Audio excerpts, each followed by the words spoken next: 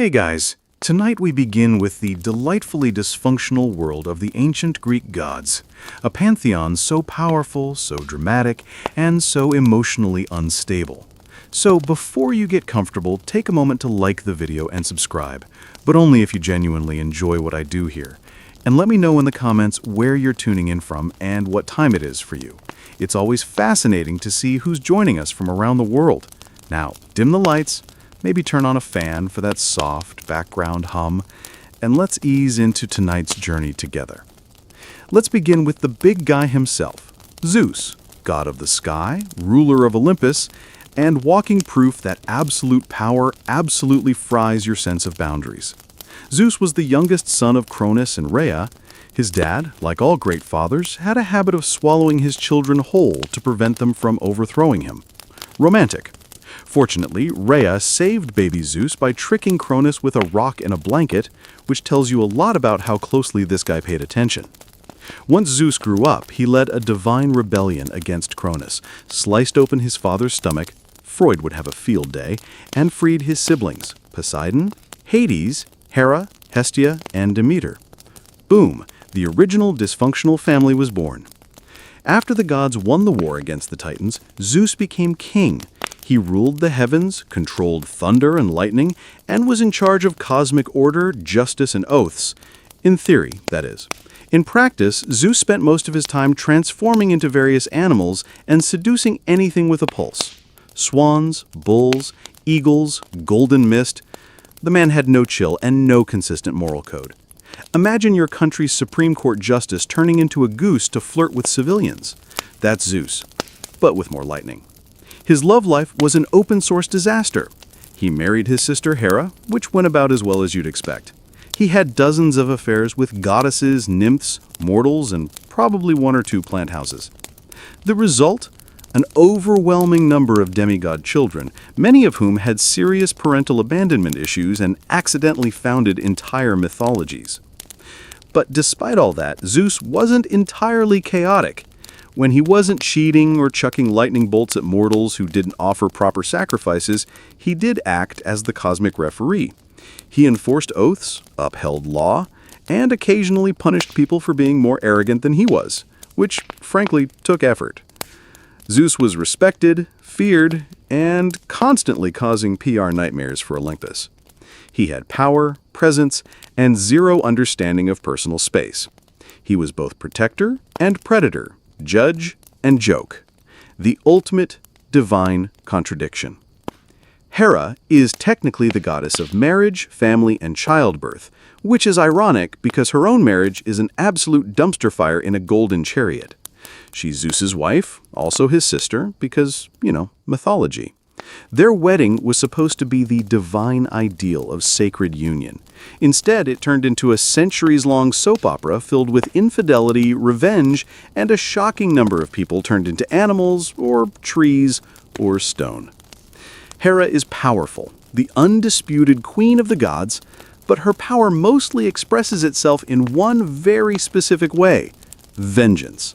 Not on Zeus, of course. No, that would be too simple. Hera's fury is laser-focused on the women Zeus seduces, or, let's be honest, outright kidnaps, and their unfortunate children. She once turned a woman into a cow, cursed another to only speak in echoes, and in one particularly cruel moment, tried to kill baby Hercules with a pair of serpents. That was literally his baby. Hers? No. His? Still. Nope. It's hard to blame her entirely. Imagine being the goddess of marriage while your husband is out here inventing new forms of animal-based flirtation. But still, her divine coping mechanisms often included eternal curses and elaborate punishments. Therapy wasn't a thing in ancient Greece, so revenge was the next best option. Yet despite all that, Hera wasn't just a celestial grudge holder. She also protected women in childbirth, upheld the sanctity of marriage, theoretically, and punished oaths broken by mortals. She had temples, priests, and a devoted cult. Following cities like Argos and Samos worshipped her as a major force of divine order. In short, Hera was the goddess you prayed to when your husband was faithful, and the one who probably sent a plague when he wasn't. she's a fascinating paradox, the embodiment of female dignity and power in a system that constantly humiliated her. Her story isn't just about jealousy, it's about a woman who was supposed to symbolize unity while holding Olympus together with pure spite and decorative fury. Poseidon was the god of the sea, earthquakes, storms, and for some reason, horses. Because nothing says ocean god like a herd of galloping stallions. But hey, mythology. He was one of the three main brothers. Zeus got the sky, Hades got the underworld, and Poseidon got everything wet, which suited him just fine. He ruled over the vast oceans, commanded sea creatures both beautiful and nightmarish, and wielded a massive trident. Not just a pointy fork, but a three-pronged divine rage stick capable of leveling entire cities. Poseidon was revered and feared in equal measure. Sailors prayed to him for safe passage. Fishermen made offerings. City builders asked his permission before putting anything too close to the shoreline, lest it become beachfront property by accident. But let's be honest, Poseidon had issues. Big, crashing, tidal wave-sized emotional issues. He was the classic unpredictable uncle. Sometimes generous, sometimes devastating, always a bit salty. One moment he's creating islands, the next he's flooding your crops because someone forgot to thank him during a sacrificial goat ceremony. Seriously, he gave Athens an olive tree. He offered a saltwater spring. The people chose olives. He chose vengeance. That's Poseidon in a nutshell. He also had a rather complicated love life. There were nymphs, mortals, even one incident involving Medusa, which ended with her getting snake hair and a monster label and him walking away without consequences.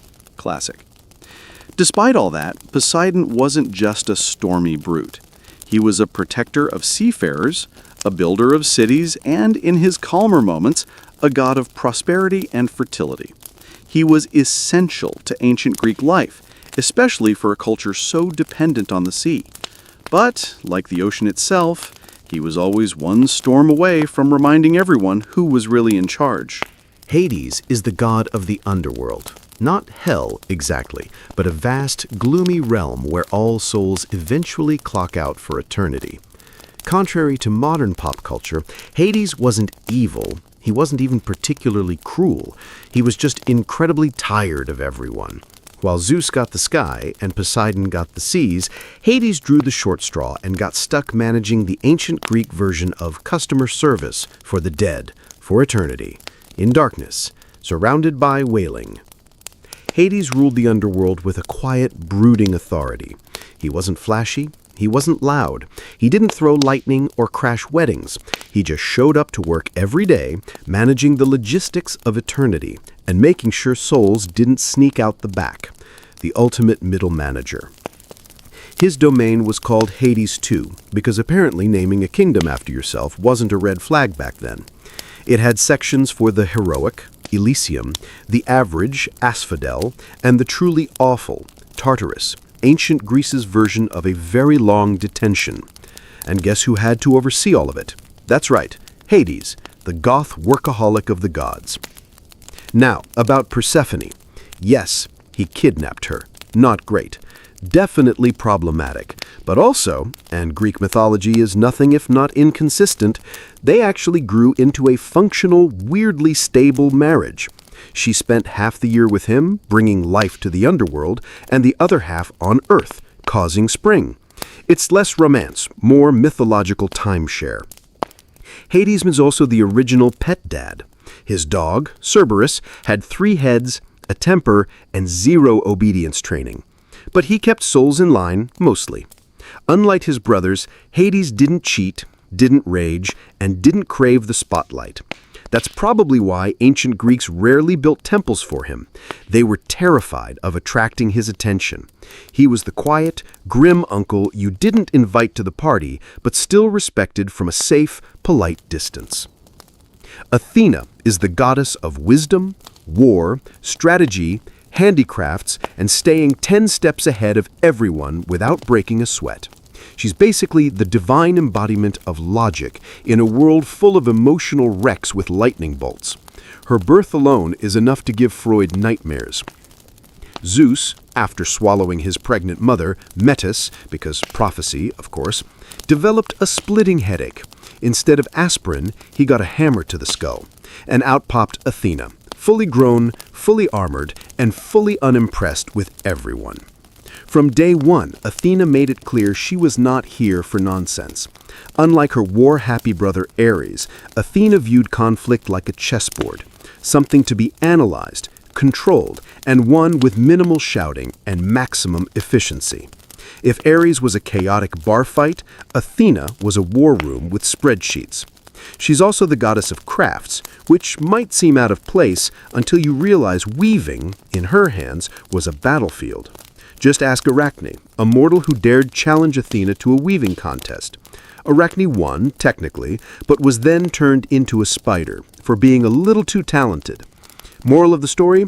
Be humble or enjoy your new life in the corner of someone's ceiling. Athena stayed out of romance entirely. Unlike the rest of Olympus, she didn't seduce mortals, marry her brother, or transform into questionable animals. She simply had things to do, cities to protect, heroes to advise, owls to raise. She guided Odysseus home, helped Perseus behead Medusa, and probably edited the Iliad with a red pen. Athena is the goddess you'd want on your debate team, in your war council, or running your startup. She doesn't scream, she doesn't scheme, she simply outsmarts. Always. Ares was the Greek god of war, bloodshed, and punching first, thinking never. If Athena was war with a blueprint, Ares was war with a sledgehammer and poor impulse control. He represented the brutal, raw chaos of battle, the part where screaming men charged into each other and no one really knew what was happening, except that things were on fire and someone just lost a helmet. In short, if Ares shows up, things are about to get loud, violent, and deeply disorganized. Personality-wise, he wasn't exactly Olympus's favorite guest. Even his fellow gods didn't like him. Zeus once called him the most hateful of all the gods. And you know you've messed up when Zeus is calling you a problem. Ares was arrogant, hot-headed, and about as subtle as a flaming chariot. He wasn't particularly respected either. The Greeks admired strategy, restraint, and cleverness, things Ares consistently failed to bring to the table. He didn't win battles with tactics, he just stormed in swinging. That worked occasionally, but more often than not, it left a trail of dead bodies and deeply annoyed allies. That said, Ares was still terrifying. He was the god of fear, literally. His sons were named Phobos and Deimos, aka Panic and Terror, and he loved being in the thick of a brawl. He also had an affair with Aphrodite, which sounds romantic until you remember it ended with him getting caught in an invisible net by his husband, Hephaestus, and laughed at by the entire pantheon. Ancient Greek tabloids had a field day.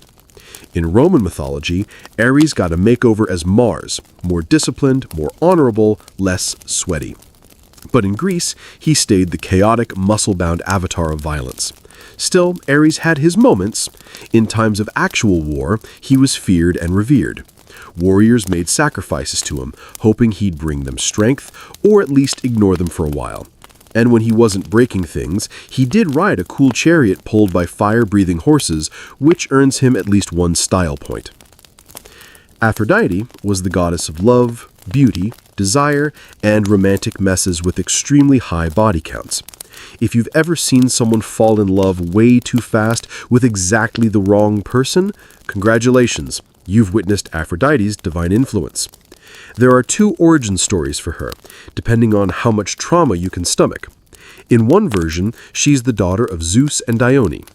In the older, and frankly much weirder version, she's born from the sea foam that formed when Cronus chopped off Uranus's godly equipment and tossed it into the ocean. And yes, that's probably the least romantic origin ever assigned to the goddess of romance. Aphrodite was so stunningly beautiful that mortals and gods alike basically lost their ability to make good decisions in her presence.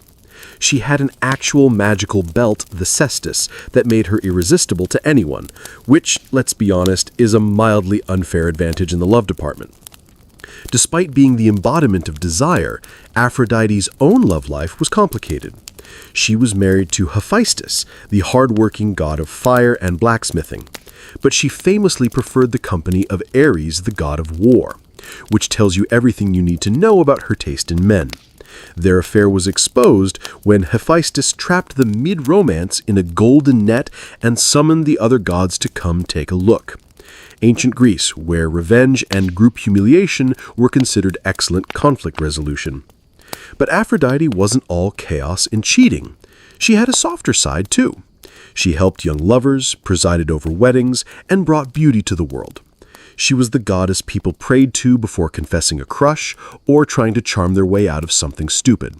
Still, she wasn't above starting wars. She's the one who offered Helen of Troy to Paris, sparking the Trojan War.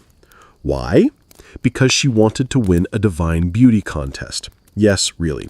An entire civilization burned because Aphrodite wanted a golden apple that said, "To the fairest." She's the patron goddess of desire, not stability. Beautiful, intoxicating, and absolutely not interested in your relationship boundaries. Hephaestus was the god of fire, metalwork, craftsmanship, and being the only Olympian who actually had a job. While the rest of the gods were busy starting wars, chasing mortals, or throwing lightning like confetti, Hephaestus was in the workshop, forging weapons, building palaces, and muttering under his breath. His origin story varies, but none of it is flattering. In one version, he's born deformed, and Hera, repulsed by his appearance, tosses him off Mount Olympus like unwanted luggage. In another, Zeus does the tossing after a family argument. Either way, the man falls from heaven, lands hard, and ends up with a permanent limp and probably some abandonment issues the size of Crete. Despite the rocky start, Hephaestus gets back to Olympus not through forgiveness, but through leverage. He crafts Hera a magical golden throne, which, surprise, traps her. The gods beg him to return and free her. He agrees, but only if they let him back into the divine club. Negotiation, nailed. Now back in Olympus, Hephaestus becomes the divine handyman. He forges Zeus's thunderbolts, Poseidon's trident, Achilles' armor, and pretty much every magical item anyone brags about. If it glows, flies, or explodes, Hephaestus probably made it while working unpaid overtime. And yet, for all his brilliance, he was consistently disrespected. His wife, Aphrodite, assigned, not chosen, famously cheated on him with Ares. His family? Emotionally distant, to put it kindly. His co-workers? Constantly breaking the stuff he just fixed. But Hephaestus never lashed out like Ares or schemed like Hera. His revenge was creative, elegant, passive-aggressive. Even that net he used to catch Aphrodite and Ares mid-affair was artisan-crafted and designed for maximum public humiliation. Practical and poetic. He's not glamorous, he doesn't sparkle, but he's the god who built Olympus. Literally. Hephaestus is the unsung hero, the working-class deity of the gods, the patron of blacksmiths, artisans, inventors, and anyone who's ever screamed at a malfunctioning machine and then fixed it with duct tape and rage. Hermes is the god of travelers, commerce, thieves, messaging, and suspiciously fast talking. He's the guy with winged sandals, a staff that probably came with no user manual, and an energy that screams, "I've already eaten 3 olives and lied twice today." Unlike most gods, Hermes hit the ground running, literally. On the day of his birth, he crawled out of his crib, stole Apollo's cattle, invented the lyre using a tortoise shell, and then returned to his cradle before anyone noticed. That's day 1. Most gods take centuries to cause that much chaos. Hermes needed about 6 hours. He's known as the messenger of the gods, but that's underselling it. He didn't just deliver messages. He smuggled souls into the underworld, guided heroes through enemy territory, and probably invented the divine version of express shipping. If there was trouble, Hermes was already 2 steps ahead of it, leaving behind a suspiciously vague alibi and a charming grin. He also served as the god of commerce and trade, because nothing says trustworthy marketplace energy like the same guy who oversees thievery. Hermes represented negotiation, persuasion, and morally flexible entrepreneurship. Basically the patron saint of salesmen, travelers, pickpockets, and anyone who's ever bartered at a flea market. But he wasn't just a charming rogue. Hermes was loyal when it counted. He helped Odysseus outsmart Circe. He gave Perseus the tools to behead Medusa. He even guided souls to the underworld with surprising tenderness. proving that beneath all that mischief, he had a job he took seriously. Hermes also had a signature accessory, the caduceus, a winged staff with two intertwined snakes. It's often confused with the symbol of medicine, which is ironic considering Hermes' primary qualifications were speed, lying, and professional boundary hopping. If Olympus had an IT department, Hermes would be the over-caffeinated tech guy who speaks in acronyms, solves your problems in 2 minutes, and then disappears to go optimize cloud functions, which may or may not involve stealing Zeus's wallet. He's clever, quick, unreliable, and deeply lovable. The god of getting things done, getting away with it, and not answering follow-up questions. Demeter is the goddess of the harvest, agriculture, grain, and giving life to the world, provided she's in the mood. When Demeter is happy, crops flourish, trees bear fruit, and the world blooms with abundance. When she's upset, well, say hello to winter, famine, and general withering disappointment. She's one of the quieter Olympians, doesn't throw thunderbolts, doesn't start wars, doesn't turn people into animals, but don't mistake quiet for harmless. She can shut down the planet's food supply with one bad mood, which, as it turns out, she did. Enter Persephone, her beloved daughter, the literal flower child of Olympus. One day, Persephone is out picking flowers, minding her own mythological business, when the earth opens up and Hades, god of the underworld and professional kidnapper, swoops in and abducts her. Classic Greek parenting crisis. Demeter, understandably, loses her divine mind. She searches the earth in grief, refusing to let anything grow until her daughter is returned. Crops fail, animals starve, mortals beg for mercy. Demeter's response? No Persephone, no produce. Eventually, Zeus intervenes, mostly because the humans are dying and no one's getting any sacrifices. A deal is struck. Persephone will spend part of the year with Hades, part with Demeter, and thus the seasons are born. Spring and summer, Demeter's happy. Fall and winter, she's pouting.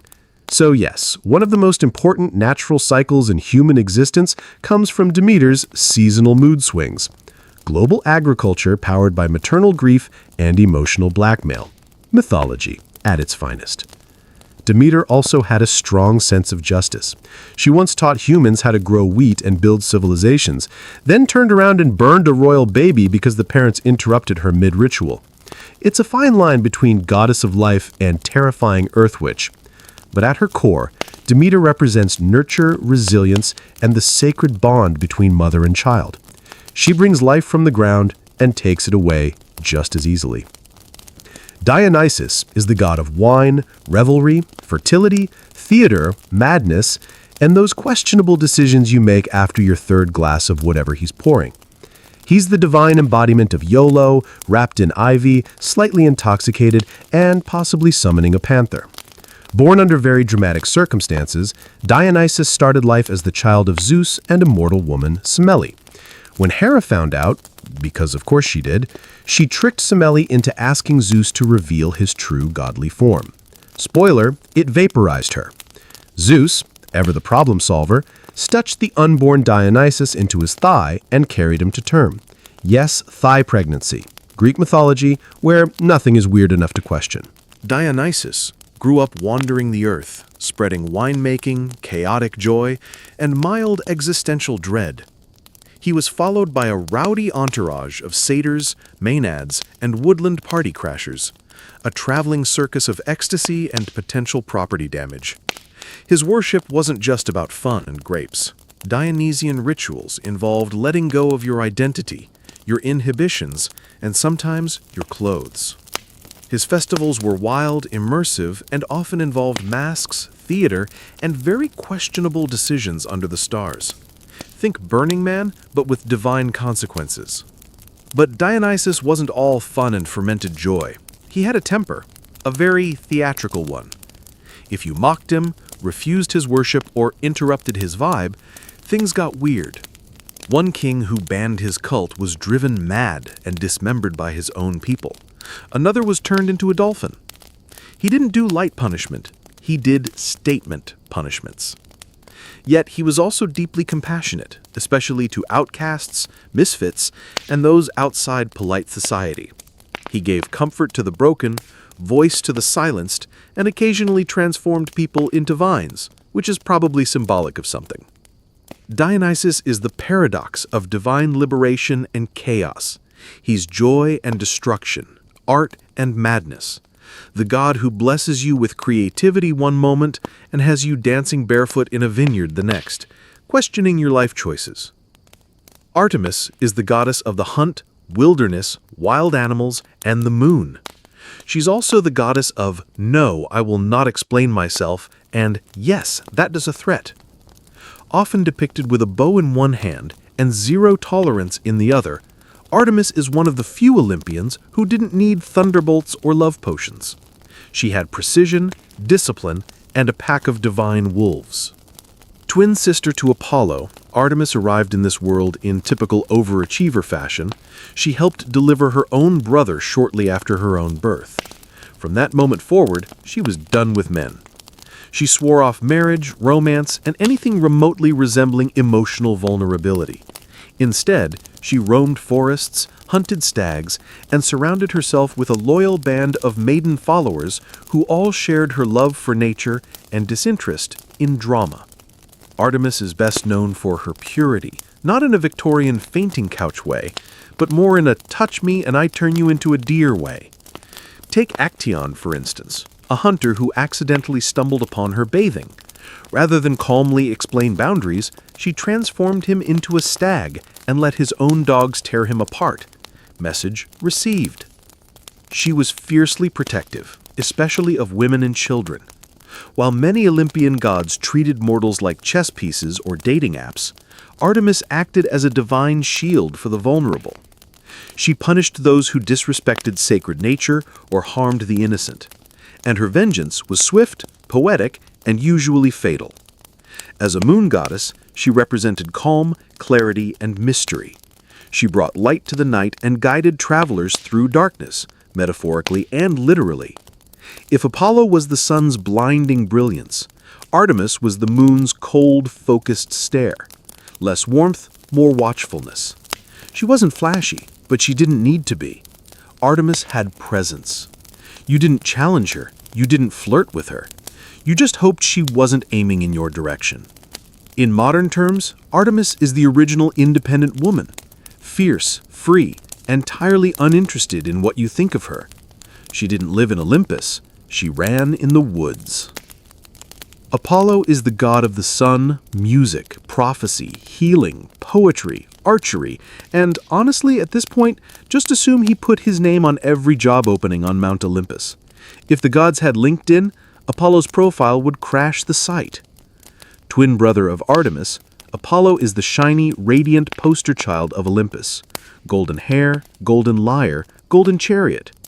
He's the reason we have daylight, according to Greek myth, as he literally drove the sun across the sky every day in a flaming chariot. No pressure if you're running late. But beneath all that brilliance lies a lot of feelings. Apollo is dramatic, he's emotional, he's the guy who sings ballads after a breakup and then curses the person who rejected him, literally. Ask Daphne. She turned into a tree just to get away from him. Apollo mourned her loss, then turned her into a sacred symbol and wore her leaves as a crown, which is probably symbolic of something. Apollo is also the god of prophecy, which means he technically knows things will end badly and still gets upset when they do. Classic overachiever energy. He established the Oracle of Delphi, where priestesses, fueled by divine madness, mumbled poetic riddles that somehow explained everyone's destiny. Very user-friendly. Apollo had a complicated relationship with love. He chased several mortals, was rejected by most, and reacted with varying degrees of poetic overkill. When a Spartan prince named Hyacinthus died during a discus game, possibly from Apollo's own poorly thrown disc, he was so distraught he turned the boy into a flower, which is sweet if you ignore the blunt force trauma part. Despite all this, Apollo was also a healer. His son, Asclepius, became the god of medicine, and Apollo himself could cure plagues or cause them, depending on how offended he felt that day. In short, Apollo was brilliance wrapped in insecurity, power dressed in poetry, and charm with a short fuse. The kind of god who'd write you a love song and then shoot you with an arrow if you didn't clap. Hestia is the goddess of the hearth, home, and domestic peace, which is ancient Greek for the only Olympian who didn't cause weekly international incidents.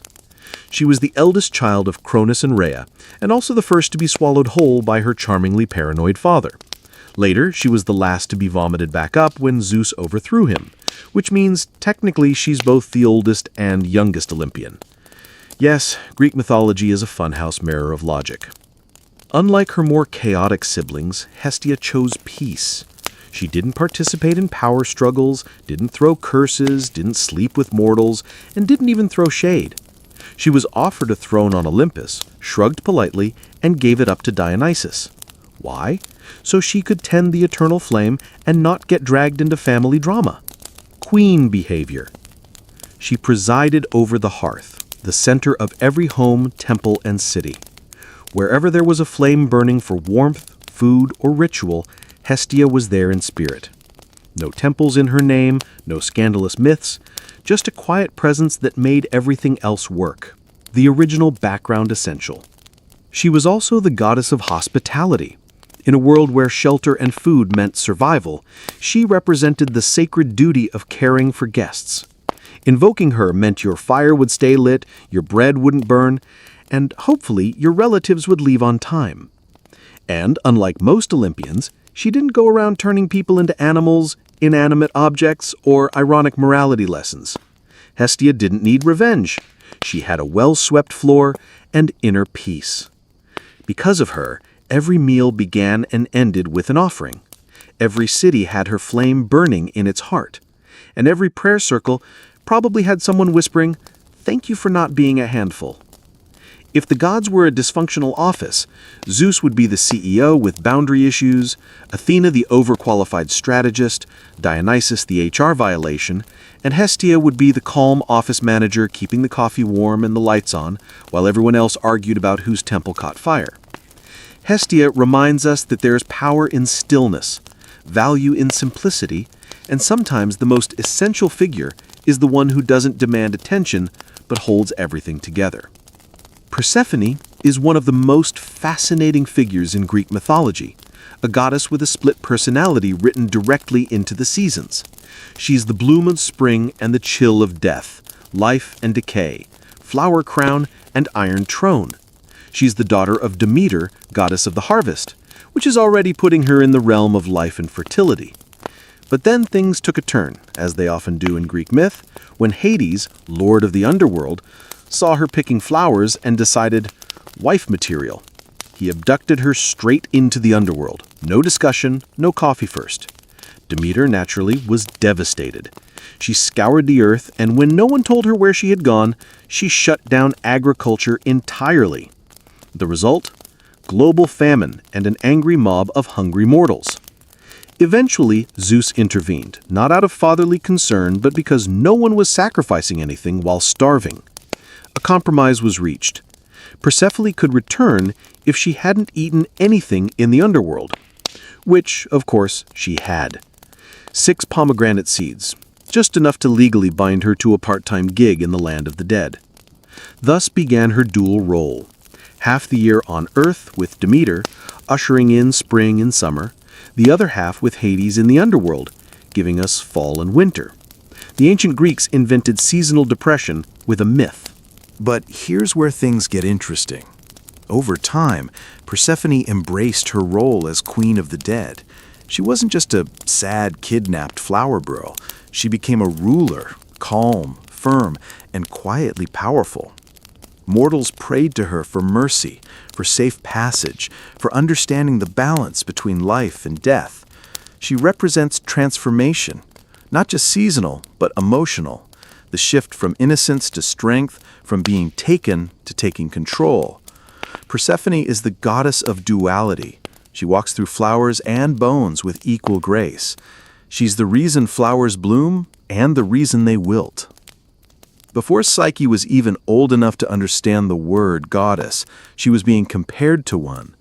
By the time she reached womanhood, statues of Aphrodite were gathering dust while mortals traveled miles just to glimpse the face of this mortal girl. Her beauty wasn't simply admired, it was worshipped. Entire crowds treated her as if she were Aphrodite reincarnated in flesh and bone. People whispered that she must be divine, that no mortal woman could look like this by accident. But for Psyche, all the reverence felt hollow. She walked through cities and villages like a phantom, adored but untouched, celebrated but alone. No one dared to approach her with true affection. Men looked at her like a living painting, flawless, silent, untouchable. Even her family, though proud, grew uneasy. Her two sisters had married noble men, begun families, and lived the kind of grounded, warm lives that Psyche herself craved. But no suitor would dare to court a girl believed to be a rival of Aphrodite. And therein lay the danger. You see, the gods weren't fond of competition, especially Aphrodite. Watching her temples grow silent while mortals laid garlands at the feet of a mere girl made the goddess burn with divine rage. To her, Psyche wasn't a beautiful child. She was an insult carved into flesh. Yet Psyche knew none of this. She spent her days walking gardens alone, speaking to no one. She'd never felt a lover's touch or heard a whispered vow in the dark. Her beauty had become a curse, one that distanced her from the only thing she truly wanted, a soul that saw her, not just her face.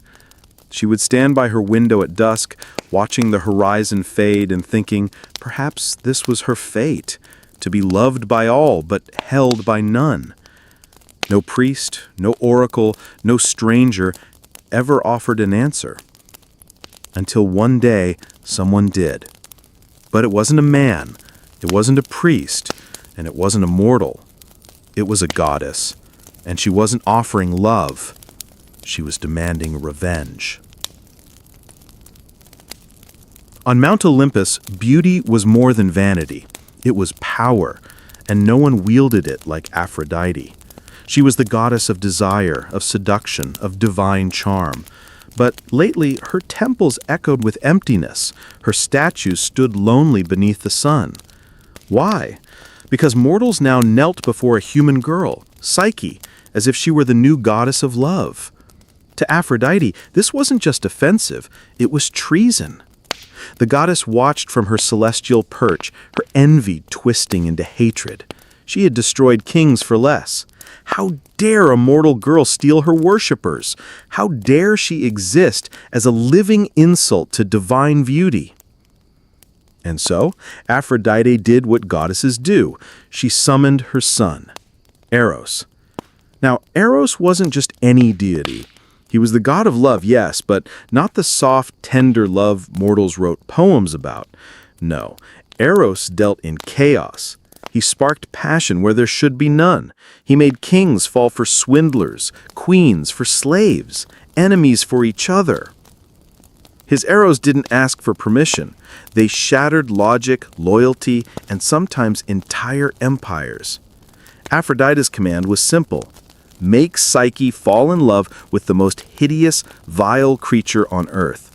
Something monstrous, something beneath even the worms. Let her feel what it's like to be mocked by love. Eros, ever the obedient son, accepted. Bow slung over his back, quiver full of divine arrows, he descended to the mortal realm under the cover of moonlight. He found Psyche asleep in her chamber, candlelight flickering across her features like water. She was beautiful. Too beautiful. And Eros, who had pierced 1,000 hearts, felt his own skip a beat. This wasn't right. This wasn't part of the plan. Still, he reached for his arrow.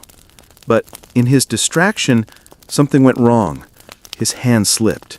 The arrow pricked his skin. Just a drop, but it was enough. The god of love had just been victim to his own power, and in that moment, fate shifted. For Eros would no longer be his mother's weapon. He would be Psyche's silent protector. But neither of them knew what price the gods would demand for this forbidden affection, and Aphrodite would not forgive betrayal. Eros vanished before Psyche could stir from her sleep, the wound from his own arrow still warm on his skin. He had pierced countless hearts, but never once had he fallen prey to his own game. Now, with every beat of his heart, he felt a longing he didn't understand, a need to protect her, to cherish her, to hide her from the cruel eyes of Olympus. But protection came with sacrifice. He couldn't tell her the truth. If Aphrodite discovered he had disobeyed her, worse, that he had fallen in love, there would be no mercy. Not for him, not for Psyche. So Eros made a quiet vow. He would love her from the shadows. Meanwhile, Psyche's life grew stranger by the day. No suitors came. Her beauty, once a spectacle, now seemed cursed. Whispers of divine punishment swirled through the kingdom. Her father, desperate and afraid, consulted the oracle of Apollo, and the words returned were cruel. She shall not wed a mortal man. Instead, she will marry a monster, a beast feared even by the gods. Send her to the mountaintop, dressed as a bride. There her fate awaits. Her family wept. Her sisters gasped. But Psyche stood still, silent, as if the wind had carved her into stone. A monster. This was her destiny. Not love, not choice, but sacrifice. Still, she agreed. Not out of courage, but out of resignation. She had been adored like a goddess, yet never touched by love. Perhaps this cruel, monstrous fate, was simply balance. Eros watched from above, his heart twisting with guilt. He had meant to protect her, but now the gods had spun a web he couldn't untangle. If he intervened openly, his mother would know. But if he did nothing, Psyche would be lost. So he devised a plan. He would take her to a secret place, a hidden palace known only to him, cloaked in illusion and silence.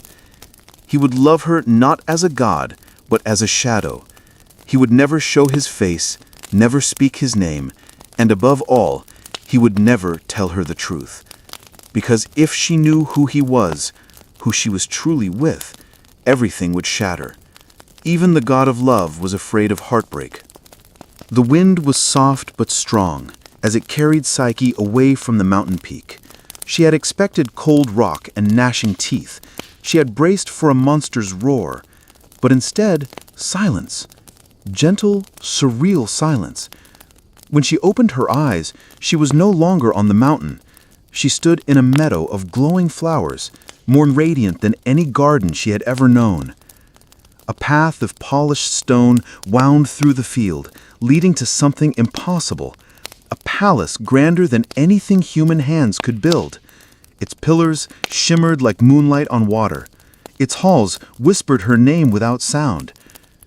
Psyche stepped through the threshold, expecting fear, but finding peace. Servants she couldn't see guided her. Hands washed her feet, placed robes upon her shoulders. Food appeared, warm and fragrant, though no one set the table. At night, a voice, deep, tender, and kind, spoke from the shadows. Do not be afraid. You are safe. This is your home. It was him, her unseen husband, the one the oracle had promised, but there was no snarling beast, no monstrous form, just a voice. And strangely, it didn't frighten her. He never revealed himself, not even in darkness. Each night he joined her in the quiet velvet of the bedchamber. He touched her face like a dream. He whispered laughter in her ear. And each morning, he was gone before the sun rose. She was falling fast. Love without sight, intimacy without form. Each word he spoke made her ache for more. But the one thing he always begged was this: never try to see me. She asked once, gently, why? The voice tensed. If you see me, I must leave you forever. And so she obeyed. But the mystery grew heavier with each passing day. How could such a kind, thoughtful man be the monster the oracle warned of? Why must love hide its face? And why, when she whispered her name, did he never whisper his? Psyche told herself it didn't matter, that she didn't need to know. But the human heart is a curious thing, and the seeds of doubt, once planted, never stay buried for long. Especially when family comes to visit, and especially when sisters come bearing poison disguised as love. It had been weeks, perhaps months. Time moved strangely in the invisible palace. Psyche knew peace, laughter, luxury, and love, but she also knew isolation. No faces, no names, no truth. Just a voice in the dark and shadows that kissed her lips. Then, one morning, her husband's voice was different. He said, "Sorrow will follow if you see them." She asked, "Who?"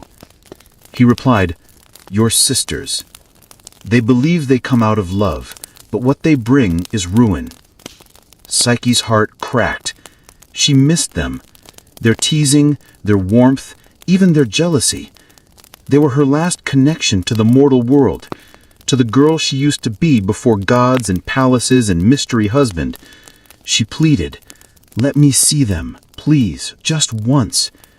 Eros hesitated, but he could never deny her. He agreed with one warning. "Do not let their words poison what we have. They will try to unravel your trust. You must not listen." And so the winds that once lifted Psyche carried her sisters to the garden gates of the invisible palace. When they saw her, they were stunned. She was alive, more than alive, radiant, draped in silks finer than any queen, her skin glowing like starlight. They embraced her, laughing nervously, hiding their envy beneath brittle smiles. "Where is your husband?" one asked. Psyche smiled. "He comes only at night. I've never seen him." The sisters froze. "You've never seen him?" she nodded. "He won't let you see his face?" the other gasped. "What if he's hideous, a beast? Or worse, what if he's one of the gods, using you and laughing behind your back?" Their voices dripped with sweet concern, but Psyche felt the change. The old sibling rivalry was still there, now twisted into something darker. Jealousy sharpened their words. "He keeps you hidden, blind, dependent. Is that love or imprisonment?" The seed of doubt was planted. They saw it take root, and they smiled. As they left, they kissed her cheeks and whispered, "Just take a lamp one night, see for yourself. If he loves you, what harm can truth do?" Psyche watched them disappear into the wind, and for the first time since arriving in paradise, she couldn't stop shaking. Not from fear, but from curiosity. That night, Psyche couldn't sleep. She lay in the dark, wrapped in silk sheets, his arms gently curled around her, his breath steady beside hers. But her mind was loud, louder than his heart, louder than love. Her sister's words kept repeating like a spell. "What if he's a monster? What if he's using you? What if he's not who you think he is?" She had trusted blindly. She had given herself completely to a voice in the dark. But was that love or simply surrender? She slipped from the bed, silent as snowfall. Her bare feet kissed the cold floor, and in her hand she held a small bronze oil lamp, its wick already lit. Her heart thundered in her chest as she approached. Her fingers trembled as she leaned in, and when the light reached his face, she gasped. Not a monster, not a god in disguise. A man, beautiful beyond words. Golden curls tangled on the pillow, soft lips curved in sleep, and on his back, wings, feathered, divine, folded like a secret. This was Eros, the god of love, and he had chosen her. Her eyes filled with tears, not from fear, but from guilt. He had trusted her, warned her, loved her, and she had doubted. She leaned closer, wanting to kiss his lips, to whisper an apology before the light was dawn. But fate is cruel. A single drop of hot oil spilled from the lamp and touched his bare shoulder. He awoke with a cry of pain and betrayal. His wings flared open, his eyes wide with heartbreak. "You broke your promise," he said, his voice hollow. "You trusted fear more than love." "I'm sorry," Psyche whispered, falling to her knees. "I just wanted to know." Eros stepped back, his glow dimming. "Now you do." And with that, he vanished into the darkness. The palace crumbled behind him. The invisible world they'd shared unraveled like smoke. Psyche was left alone on a barren hillside, the lamp still warm in her hand and her heart shattered. She had seen the god of love and lost him, not to fate, but to doubt. Psyche wandered barefoot and broken across a world that suddenly seemed colder. The lush gardens, the silken halls, the voice that once lulled her to sleep, gone. The sky offered no answer. The earth gave no comfort. Only her regret remained. Each step was heavy with sorrow. She called out to Eros, in forests, in fields, in rivers, even in dreams. But there was no reply. The god of love had vanished not from Olympus, but from her life. In desperation, Psyche returned to her father's home. But the palace that once cherished her now whispered with rumors. Her sisters, triumphant in her misery, claimed she had married a demon and lost everything. No one believed her tale of love and gods and winged husbands. So, she left again. This time not out of exile, but purpose. She would find Eros no matter how far she had to go, no matter what wrath she might face, even if it meant entering Olympus itself. But mortals don't simply walk into the heavens, so she sought the only one who might guide her path, the one who had started it all, Aphrodite. Yes, Psyche was afraid.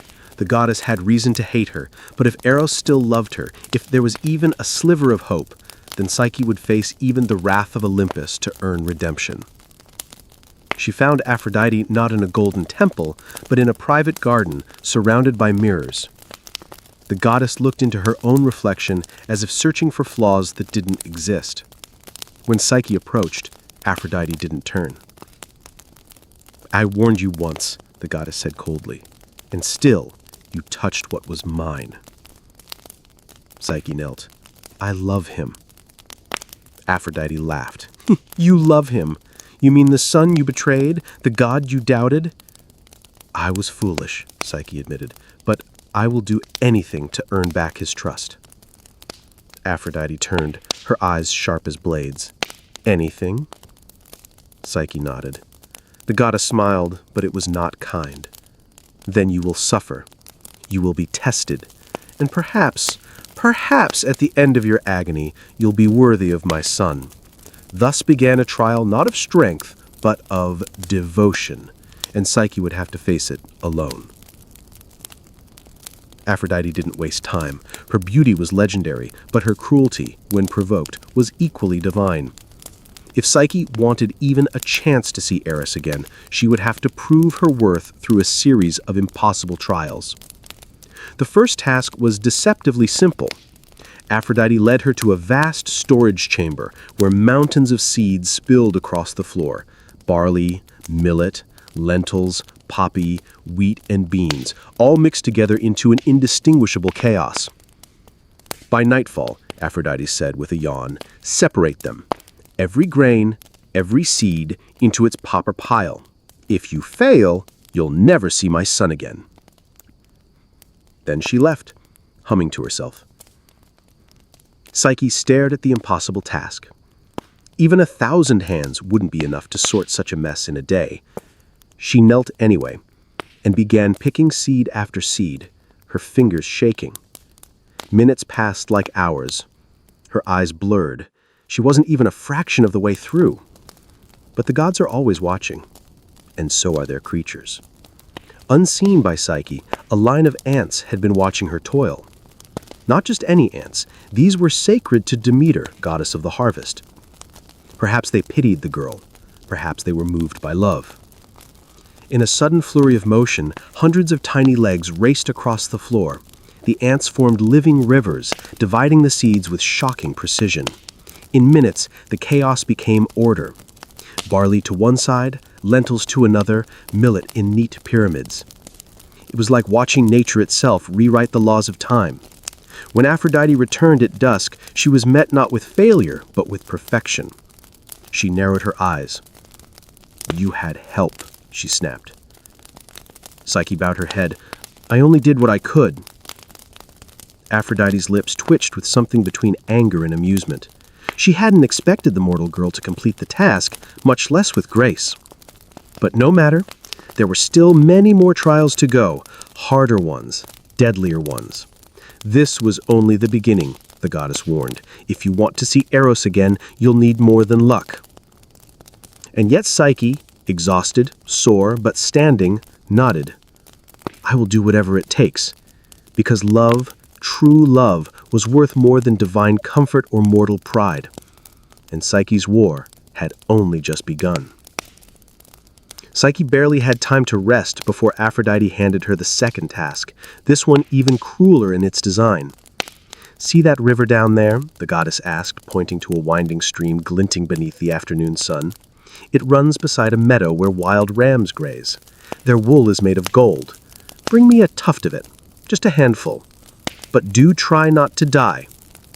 She smirked and vanished, leaving Psyche to face what she knew was more than a simple chore. These were no gentle creatures. The golden rams were sacred, their eyes wild and their horns sharp as spears. They were known to gore anything that entered their field, tearing intruders apart without warning. They glittered like treasure, but guarded it with rage. Still, Psyche climbed down the hill and approached the field.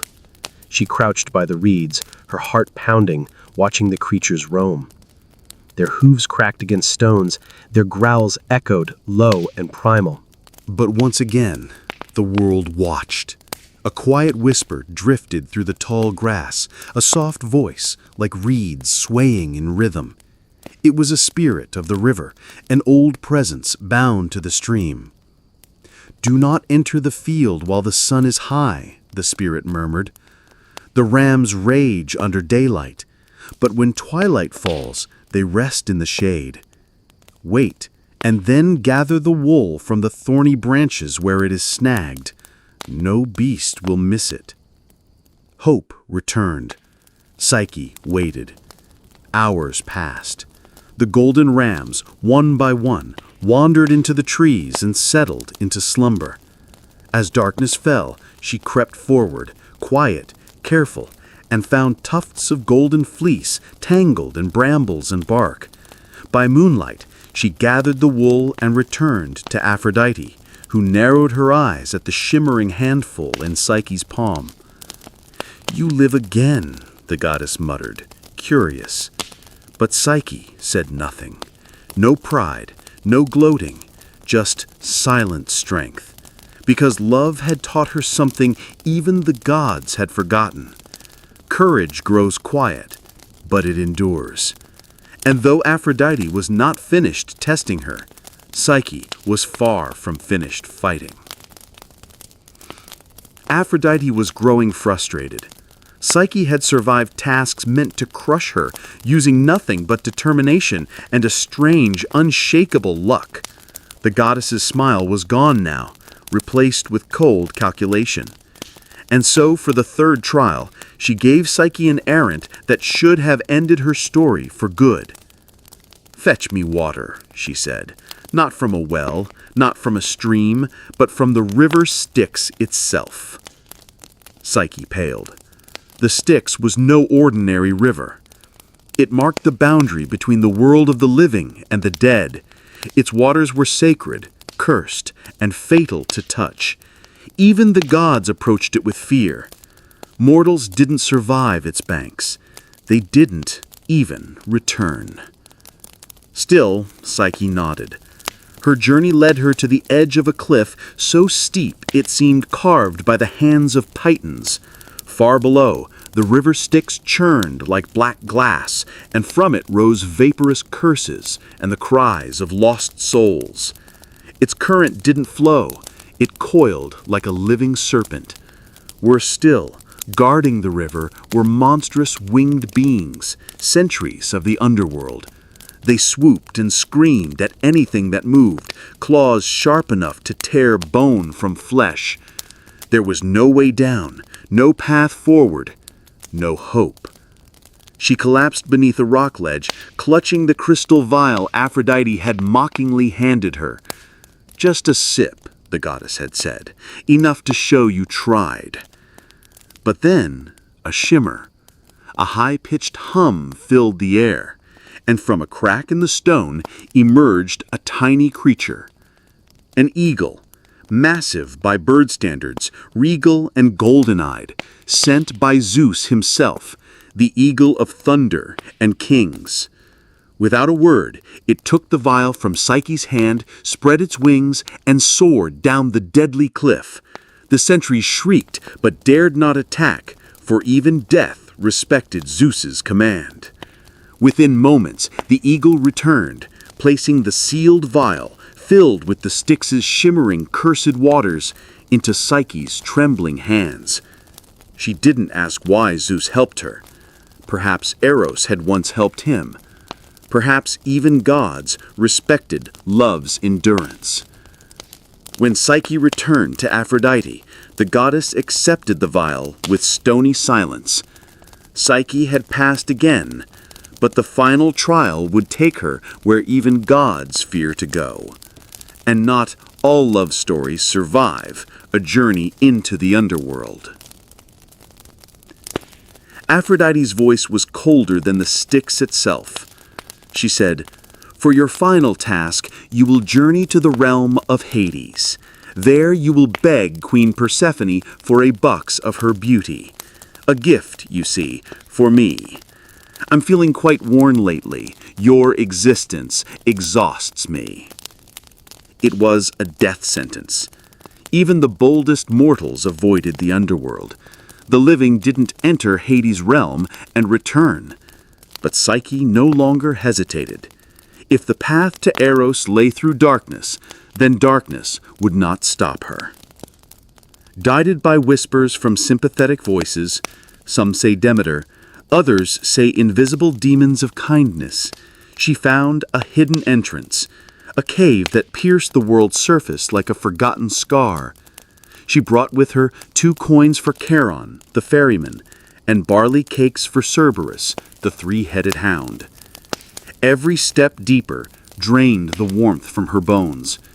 The air was thick, not with smoke, but silence. The souls she passed drifted like memories, thin, hollow, and unreachable. At the river Acheron, Charon accepted her payment and rowed her through still waters stained with forgotten grief. When Cerberus appeared, snarling at the threshold of Persephone's palace, she fed him the cakes. He quieted, licking his blood-stained jaws. Inside, Persephone sat serene on her obsidian throne, eyes like polished garnets. "You come for beauty," the queen said, "not unkindly, but at what cost?" "I do not want it for myself," Psyche replied. "I must deliver it to Aphrodite." Persephone nodded. Perhaps she, too, understood the madness of love. She handed Psyche a small, sealed box, plain, unmarked, and yet unbearably heavy. "Do not open it," the queen warned. "It is not meant for your eyes." Psyche thanked her and turned to leave. The journey back was quiet, but heavier now with temptation. The box pulsed in her hands. Surely, just a peek couldn't hurt. She told herself no, over and over. But doubt, like before, crept in. What if this beauty made her worthy of Eros again? What if this was the final key? The surface was near, her heart raced, her fingers twitched, and as light returned to her face for the first time in days, she opened the box, and darkness consumed her. The moment Psyche opened the box, expecting light and beauty, a cold mist spilled from it like a breath from the grave. It wasn't beauty. It wasn't divine radiance. It was sleep. Not ordinary sleep, but the deathless slumber of the underworld, crafted by Persephone to preserve her power, not to beautify Aphrodite. Psyche didn't scream. She didn't collapse. She simply dropped.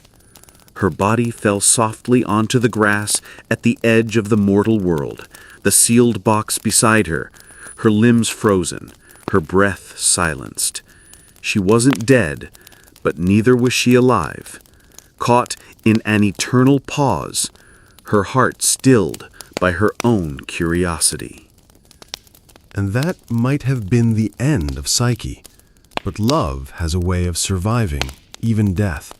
Far away in Olympus, Eros had not forgotten her. His wounds had healed, but his heart had not. He had kept away at his mother's command, tormented by visions of Psyche toiling through impossible trials. And when he heard she had entered the underworld, he knew she had done it for him. Defying Aphrodite, braving death, all for love. That was no mortal girl. That was a queen. Eros defied his mother, bursting from Olympus in a blaze of wings and gold. He raced through the skies, the clouds splitting at his heels, until he found her, motionless, silent, lying like a marble statue kissed by the dusk.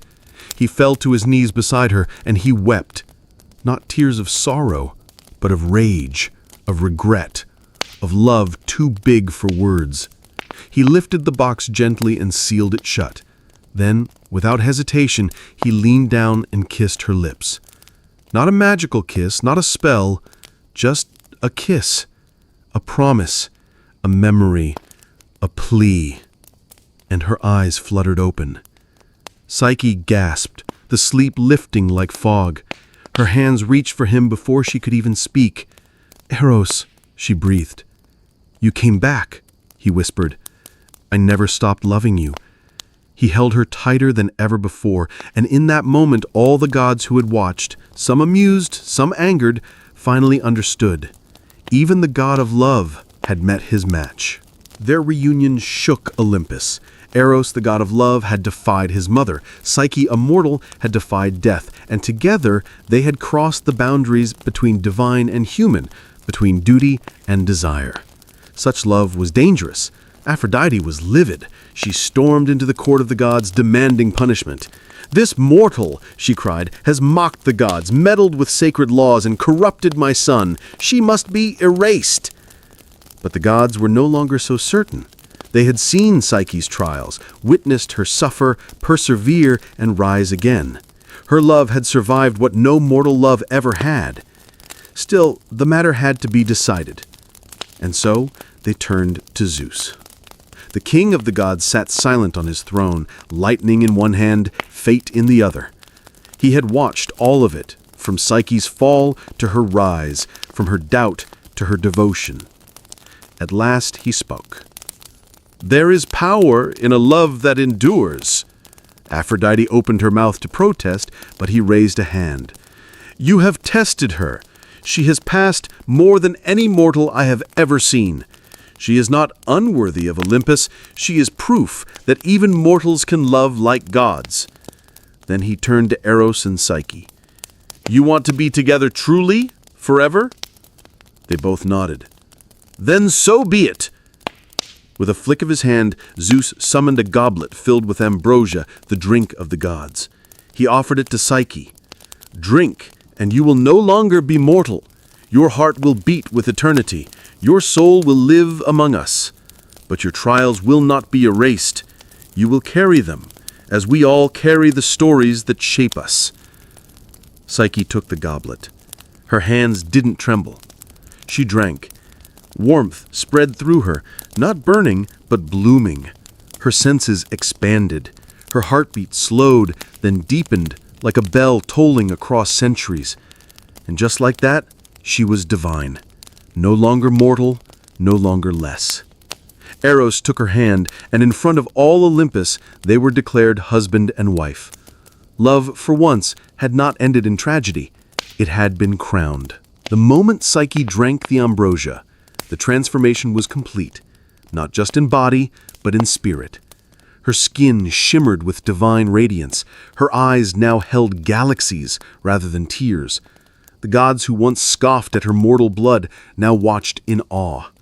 For the first time in Olympus's long memory, a mortal had earned her place among them, not by bloodline, but by devotion. She was no longer Psyche the girl, or Psyche the beautiful. She was now Psyche the immortal, a goddess in her own right. Even Aphrodite, who once had cursed her, could no longer deny what stood before her, a woman who had faced death, temptation, betrayal, and isolation, and still chosen love over pride. Still, the goddess of love wasn't quick to forgive. But Eros, ever his mother's son, yet fiercely Psyche's husband, stepped forward. "She is no rival to your beauty, mother," he said gently. "She is something else entirely, the soul that understands love." And in that moment, the tension melted. Not completely, but enough. Aphrodite's silence was her surrender. Zeus proclaimed her goddess of the soul. Psyche, whose very name in Greek meant both soul and breath of life. Her trials had shaped her not into a statue of perfection, but into the embodiment of what love endures. A great feast was held on Olympus. Nectar flowed like rivers, stars danced in celebration, and even the fates smiled at the story they had once woven in whispers. Psyche stood by Eros, no longer uncertain or afraid. She was equal. She was divine. Together, they watched the skies above and the mortal world below, guardians of love and the soul's journey. And from their union, a daughter was born, Hedone, goddess of pleasure and delight, the symbol of joy born from the union of love and soul. Where once Psyche had walked among thorns and shadows, she now danced in eternal light. Not because she was perfect, but because she had loved, fallen, suffered, and risen again. She was proof that even mortals, even the broken-hearted, could reach the heavens one trial at a time.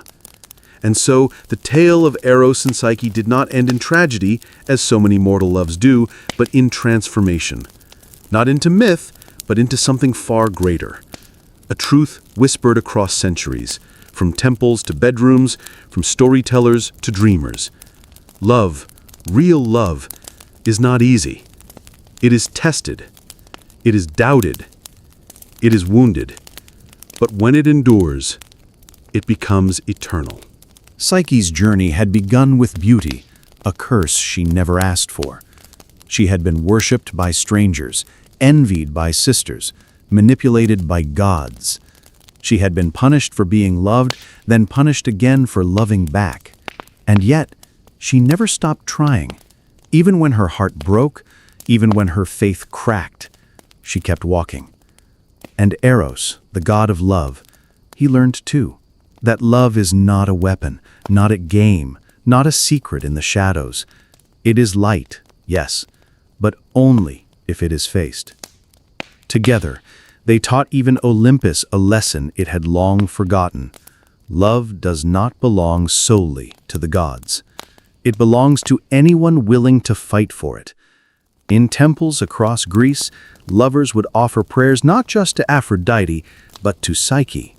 They would whisper her name before marriages, births, and even funerals. Because she wasn't just a goddess, she was a reminder that the soul can survive despair, that love, when it falls, can rise again. And that no matter how deep the underworld, no matter how sharp the trial, the heart knows the way back. Today, long after temples have crumbled and empires have fallen, the story still lives. In the word psyche, meaning soul. In the word psychology, the study of that soul. And in every tale where love is tested and triumphs, Eros and Psyche live on, not as marble statues, but as echoes within all of us.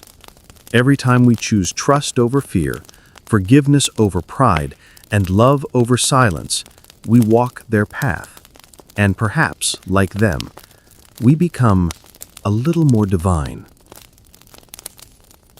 Long before she was feared, before statues froze mid-scream and serpents whispered across marble floors, Medusa was a mortal girl, beautiful beyond compare. Her beauty was not loud or proud. It simply existed, uninvited, like sunlight slipping through stone.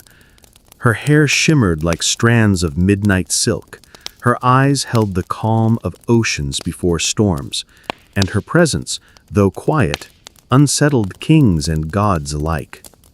She was born into a family of monsters, in a time where monsters were worshipped and feared in equal measure. Her sisters, Stheno and Euryale, were immortal, fierce, and monstrous by design. But Medusa was different. She alone was mortal. She alone could die. And perhaps that made her even more precious. But Medusa wanted no throne, no lovers, no crown of divine favor. She chose something rarer: devotion. As a young woman, she entered the sacred service of Athena, the virgin goddess of wisdom, war, and restraint.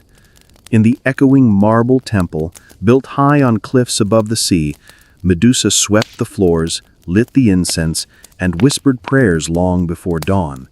She took the vows of chastity, purity, and silence, not because she was forced, but because she believed. She admired Athena not just as a goddess, but as an ideal, strong, untouchable, above the chaos of mortal hearts. In time, even the people began to whisper that Medusa was a living statue of Athena herself.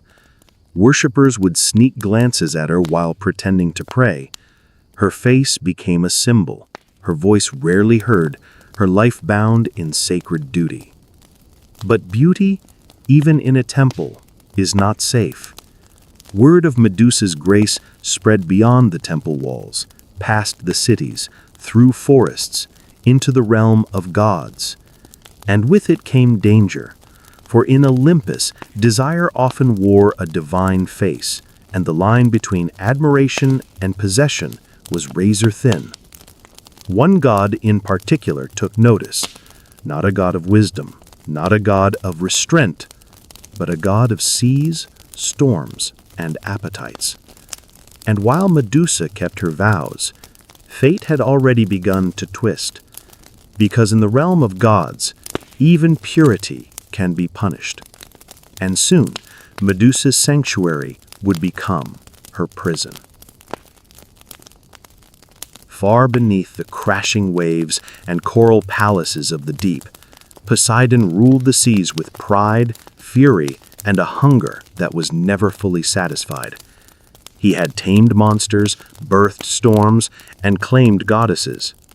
But his eyes now turned to something far less divine, a mortal, Medusa.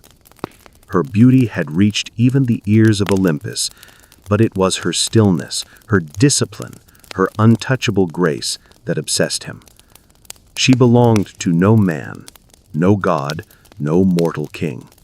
She had chosen a life of devotion, one that placed her far from desire, and perhaps that was what tempted Poseidon most. The more she prayed, the more he watched. And one evening, when the tide was high and the temple was empty, Poseidon arose from the sea.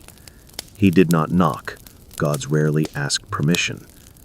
He entered Athena's sacred temple as water pooled beneath his feet, a trail of salt water soaking the marble floor.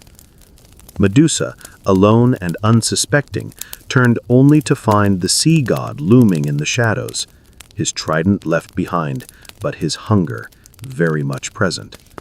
She called out to Athena, but her cries echoed unanswered. She ran, but temples built for worship were not made for escape. And there, beneath the cold stone gaze of Athena's statue, Poseidon defiled what was sacred. It was not a seduction, it was a violation. When it was over, Poseidon vanished, leaving nothing but salt and silence behind. Medusa, broken, curled beneath her goddess's image, waiting for justice, for comfort, for anything divine. But gods are not always just. When Athena returned to her temple and saw the desecration, her fury was absolute. But not at Poseidon, at Medusa. Whether she saw Medusa as complicit or simply inconvenient didn't matter. The purity of her sanctuary had been broken, and so, The goddess of wisdom passed judgment, not on the god who had violated, but on the mortal who had been violated. Because even in myth, power protects itself, and Medusa, once a symbol of sacred beauty, would now be transformed into a warning no one could ignore. The temple floor was still stained with seawater when Athena returned. The incense had long burned out. The silence was heavy, and at its center, Medusa knelt in shame, her head bowed beneath the unblinking gaze of her goddess. But Athena's eyes were not filled with pity. They burned with fury, for her temple, her sanctuary of reason, discipline, and virgin purity had been defiled. And though Poseidon had violated sacred ground, it was Medusa who bore the blame. She stepped down from her statue's pedestal and stood over Medusa, who trembled, confused, awaiting mercy from the very goddess she had worshipped for years. But mercy was not given. Instead, Athena's voice echoed like thunder between marble walls. "You have brought shame into my house. Let the world see what becomes of beauty that invites destruction." With a single gesture, she reached down and touched Medusa's forehead. The transformation was immediate. Golden hair turned to writhing serpents, their hissing a cruel mimicry of whispered prayers. Her skin lost its warmth. Her gaze became a weapon.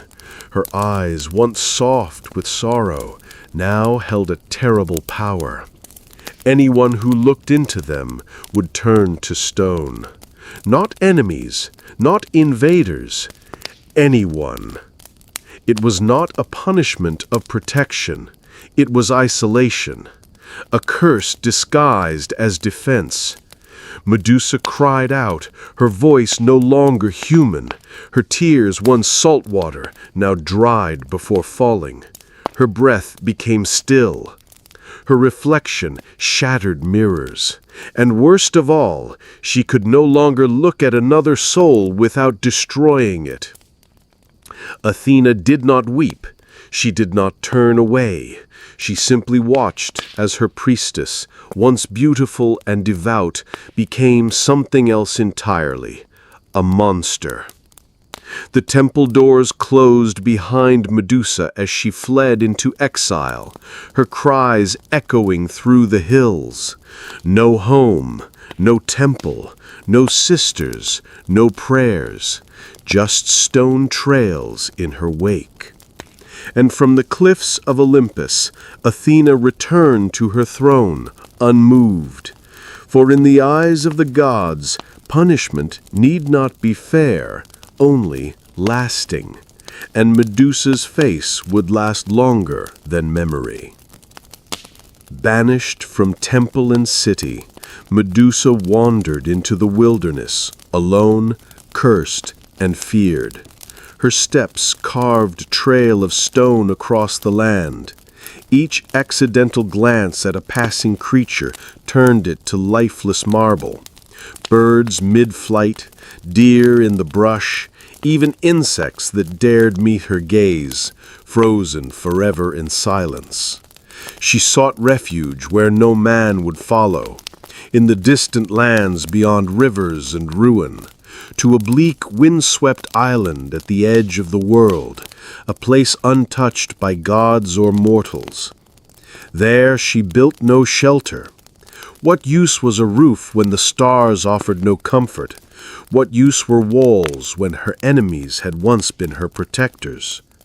The cave she entered was already half filled with statues, long-forgotten warriors, beasts, or perhaps even fellow wanderers who met her eyes for a moment too long. And so began her second life, not as a priestess, but as a pariah. Medusa no longer wept.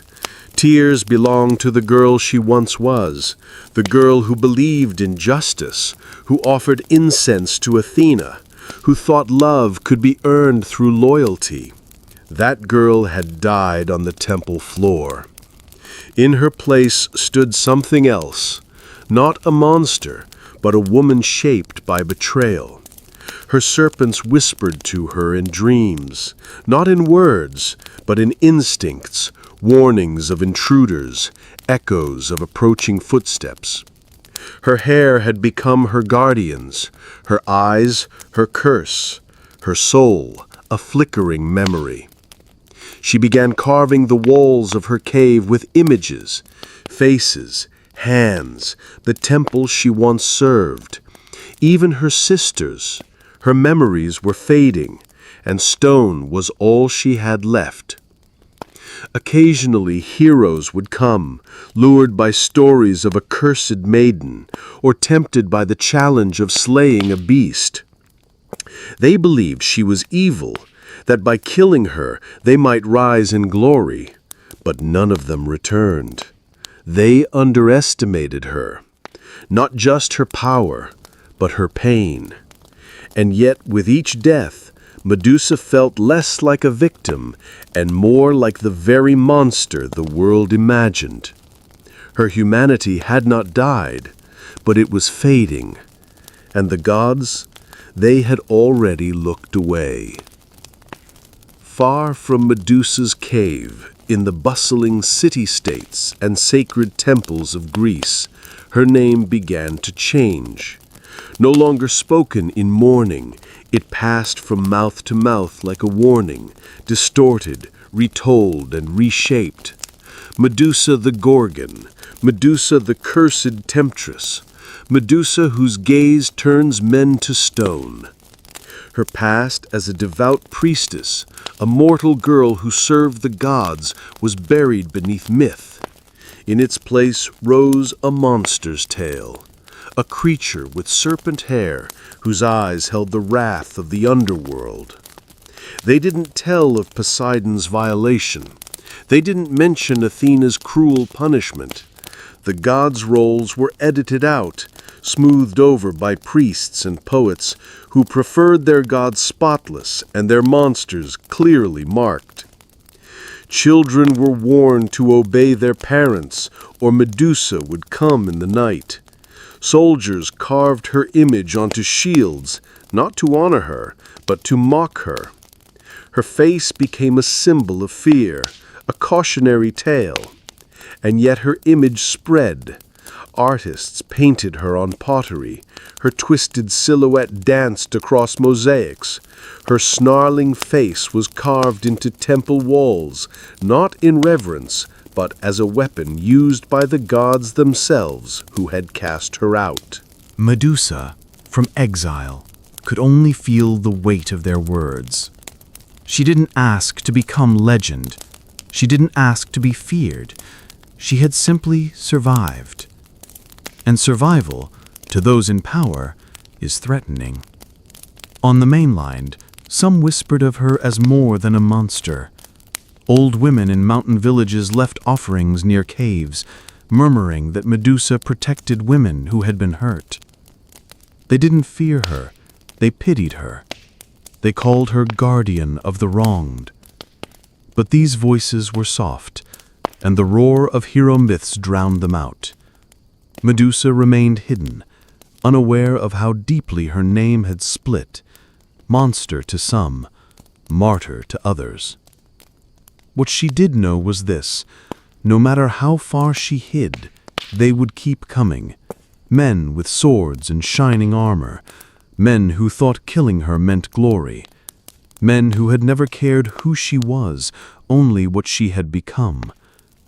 And somewhere, a new challenger was already being born, a boy who would grow into a man, a hero, and her final visitor. While Medusa lived in exile, her legend spreading like wildfire, a boy named Perseus was born to a different kind of silence, a prison of prophecy. His mother, Danae, had been locked away in a bronze tower by her father, King Acrisius, desperate to stop a prophecy that her son would one day cause his death. But the gods don't respect mortal locks. Zeus came to Danae not with love, but as golden rain, slipping past walls and warnings. From that divine encounter, Perseus was born. When the king discovered the child, he dared not kill a son of Zeus directly. So he cast mother and infant into the sea, sealed in a wooden chest, a quiet execution wrapped in cowardice. But the sea, ruled by Poseidon, carried them not to death, but to refuge. They washed ashore on the island of Seriphos, where a fisherman took them in. Danae raised Perseus in hiding, teaching him strength, humility, and the silence of survival. She never spoke Zeus's name. She never told her son what kind of god had sired him. Years passed. Perseus grew into a sharp-eyed young man, clever, strong, but untested. And then came the king of Seriphos, Polydectes. He wanted Danae for himself. Perseus stood in the way. The king, feigning kindness, invited Perseus to a feast. Each guest was to bring a gift. Perseus, poor and proud, brought nothing. Polydectes sneered, "Then bring me the head of Medusa." Laughter followed. It was meant to humiliate him. But Perseus, stung by pride and unaware of the truth behind the name, accepted. The gods watched with interest. Athena, perhaps still nursing guilt over what she'd done to Medusa, saw an opportunity. She would aid this boy not for justice, but for balance. She and Hermes came to Perseus in dreams, whispering guidance. They gave him tools, winged sandals to fly, a polished shield like a mirror, an adamantine sword, and the helm of Hades to vanish from sight. But no gift came without purpose. Perseus had been chosen not just to kill a monster, but to complete a myth, one that began not with him, but with a girl alone in a temple, praying to gods who never listened. Perseus set off with divine tools at his side and the weight of a king's challenge on his shoulders. But finding Medusa was not as simple as crossing land or sea. Her location had been buried by time, hidden even from the gods who had cursed her. To find her, Perseus needed answers that no mortal could give. He sought out the Graii, 3 ancient sisters who shared a single eye and a single tooth between them. They were older than gods, draped in shadow and spite, living in the void between light and nightmare. They knew where Medusa slept, for they were her kin. Perseus didn't beg, he didn't plead. He waited until one of the sisters passed the eye to another and snatched it from their hands. "Tell me," he demanded, holding their only vision hostage, "or remain blind forever." They hissed, but they spoke. They told him of a distant island beyond mortal maps, past crags that tore ships into splinters, where stone statues littered the shores like fallen soldiers. An island where no bird sang or no stars dared to linger. The lair of Medusa. And so he flew, sandals slicing through clouds, heart pounding, not with fear, but anticipation. He saw himself returning to Seriphos with a head in his hands, triumphant. Danae proud, Polydectes humbled. He did not yet question the story he'd been told, that Medusa was a monster, that she deserved to die. The gods had prepared him, but they had not warned him. They had not said that her cave was lined with the remains of men who called themselves heroes. They had not said that her eyes were not cruel, only cursed.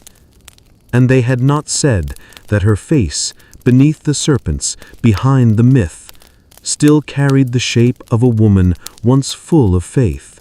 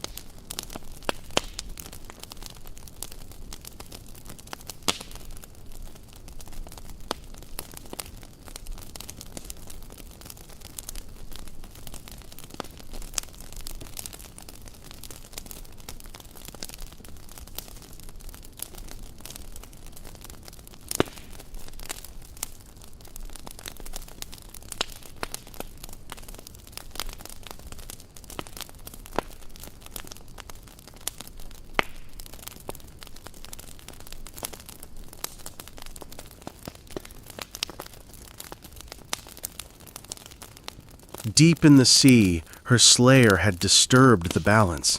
Poseidon felt it, Athena knew it, the fates wove quietly. And far above Olympus, a storm began to gather. Still, Perseus pressed on. His thoughts were consumed with what came next. He would return to Seriphos. He would silence King Polydectes, free his mother, restore his name. He would be a hero, that's what the stories promised. But the weight of the satchel told another tale. He remembered the mirrored shield and the face he'd seen. She hadn't snarled, she hadn't lunged, she'd been sleeping. Was that truly a monster, or had he killed a warning wrapped in misunderstanding? He pushed the thought aside. The gods had guided him, hadn't they? But as the wind howled louder, Perseus noticed something odd. The head was humming, not a sound, but a sensation, as if it still remembered the world, as if the soul of Medusa, cursed, betrayed, mutilated, still looked outward, still aware, still waiting. And though Perseus would go on to slay monsters, rescue maidens, and carve his name into the stars, he would never again sleep soundly. Because sometimes, at night, he swore he heard the faint rattle of snakes beneath his bedroll. And sometimes he dreamed not of victory, but of a girl kneeling in a temple, begging the gods to protect her. Perseus returned to Seriphos with windswept hair, divine armor, and the head of a legend tucked under his cloak. The people greeted him with cheers, unaware of what lay in the satchel, unaware of what it had cost. But King Polydectes was no fool. He had never expected the boy to survive. His challenge had been a death sentence wrapped in mockery. So when Perseus strode into the palace, head held high, the king's sneer quickly turned to unease.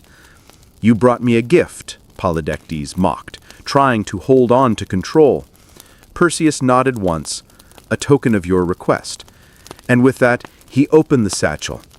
For a brief second, Polydectes met the gaze of Medusa. Just a second. It was enough. Stone cracked through his skin like frost on glass. His eyes froze wide. His final breath was trapped behind lips turned to granite. The king, so smug, so cruel, was now nothing more than a statue. The room erupted in screams.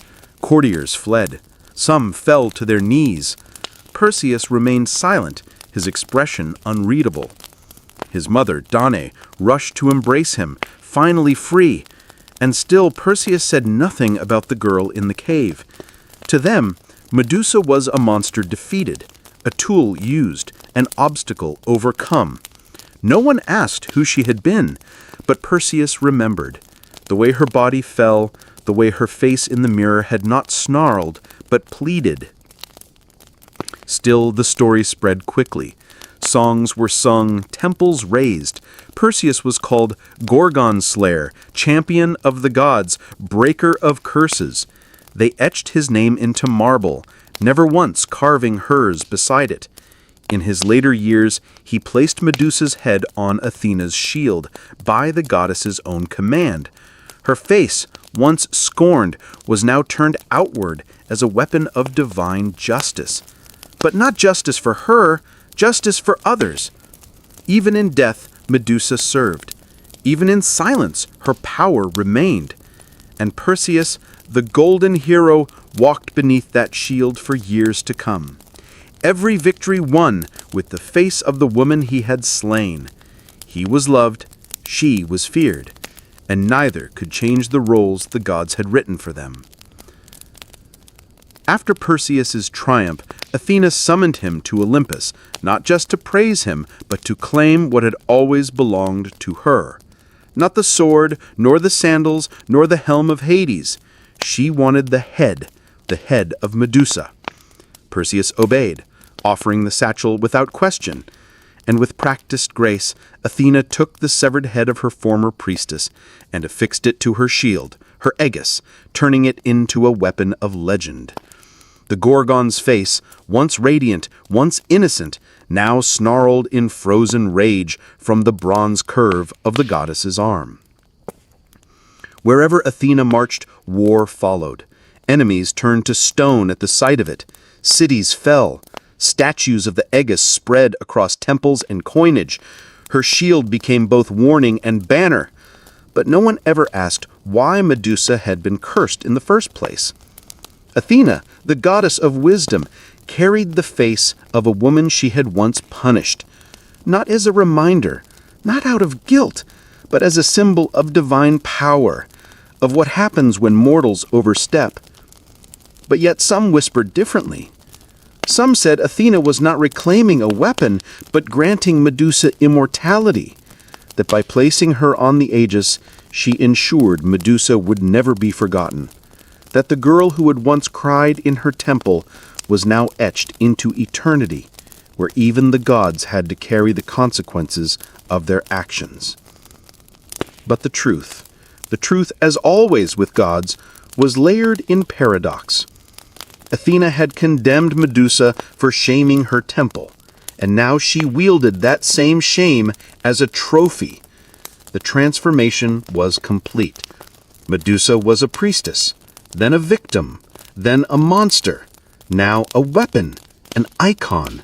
And yet, somewhere in the curve of that sculpted jaw, in the tragic slant of her petrified eyes, something still lived, something the world couldn't unsee. Because even as she turned armies to stone, there were always a few, just a few, who looked upon her face and didn't see a monster. They saw a question, a protest, a warning. And that is a power no blade could match. Medusa's face now stared outward from Athena's aegis, unblinking, eternal. To most, it was a symbol of divine terror, of enemies turned to stone, of battles won with a single glance. But to those who looked closer, that gaze held something more than fury. It held memory. It held injustice. It held the truth no temple scroll ever dared to write. Through the centuries, warriors marched behind that shield, unaware that the face they wielded once belonged to a woman who had never raised a hand in violence. Her curse, gifted by the gods, had become a tool of empire. The weaponization of her trauma was complete. Still, her eyes continued to see. Long after her voice had been silenced, her gaze bore witness to 1,000 battles. She watched kings rise and fall. She saw temples crumble and heroes turn cruel. She saw altars raised to men who had called her a monster, and prayers whispered by women who understood what she had lost. And sometimes those women left offerings, tiny clay serpents placed at hidden shrines, a lock of hair wrapped in cloth, a whispered name buried in the dark, not out of fear, but remembrance. Because long before Medusa became a cautionary tale, she had been a protector.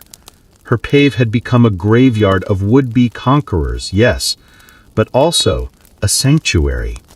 A place no man could enter and survive. A place where the hunted became untouchable. In time, her legend fractured. To some, she remained the Gorgon. To others, she became something else entirely. A symbol of resistance, a goddess of wrath and wounded justice, a spirit that stood between the powerless and the predators. Her myth bent and twisted as myths do, but the core remained. A woman wronged, a woman punished for her beauty, cursed for a crime committed against her. And so her gaze endured across paintings, sculptures, shields, coins, and dreams. And in every retelling, someone new would pause. Someone would ask, was she really the monster? And in that question, Medusa lived again. Centuries passed. Empires crumbled, new gods rose and fell, but Medusa endured, not as flesh and blood, but as symbol and shadow. Her face, chiseled in marble and cast in bronze, migrated across cultures. In Byzantium, in Rome, in forgotten corners of the world, her image lingered just beneath the surface of myth and memory. But something strange happened over time. The tale began to split. In one version, she remained the monster, the Gorgon, the serpent-haired killer who turned men to stone with a glare. Her head became a talisman against evil, mounted above doors, gates, and armor. Soldiers carried her into war, hoping her legend would strike fear deeper than any spear. But another story quietly grew alongside it, one whispered by poets, philosophers, and women whose voices rarely made it into scrolls. In this story, Medusa was not a beast to be slain, but a wronged woman, punished for beauty, cursed for a crime committed against her. This version didn't roar, it murmured,